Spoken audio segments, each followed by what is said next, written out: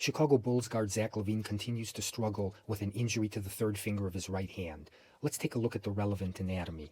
In medicine, the fingers are numbered 1 through 5, starting with the thumb. 1, 2, 3, 4, and the pinky is 5. Mr. Lavine and his team have reported an injury to this finger. The bones of the third finger include the third metacarpal, which is in the meat of the hand, the first finger bone, the proximal phalanx, the middle finger bone, the middle phalanx, and the end bone, the distal phalanx. The bones are held together by ligaments, bands of fibrous tissue, including the collateral ligaments of the proximal interphalangeal joint and the distal interphalangeal joint. The muscles move the fingers through the use of tendons.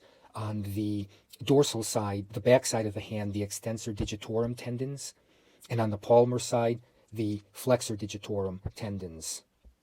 And there are several small muscles throughout the hand. On top, we have, of course, the skin. Mr. Lavine has reported pain and swelling to one of the knuckles, although it wasn't specified if it's the metacarpophalangeal joint, the proximal interphalangeal joint, or the distal interphalangeal joint. Causes for continued pain and swelling, first thing that you can think about is some type of skin infection, although it's unlikely in his case. An injury, a strain to one of the tendons, either on the dorsal side or the palmar side, can cause swelling and pain for prolonged periods of time.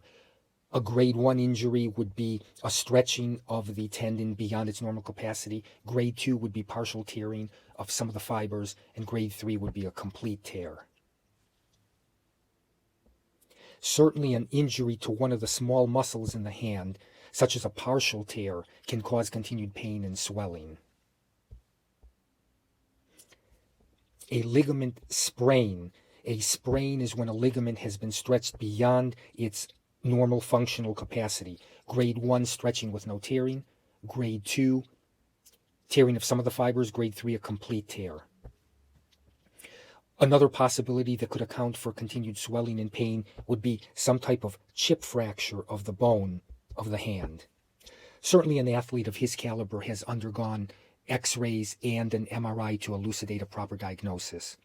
We wish Mr. Lavine and his family well and a speedy recovery.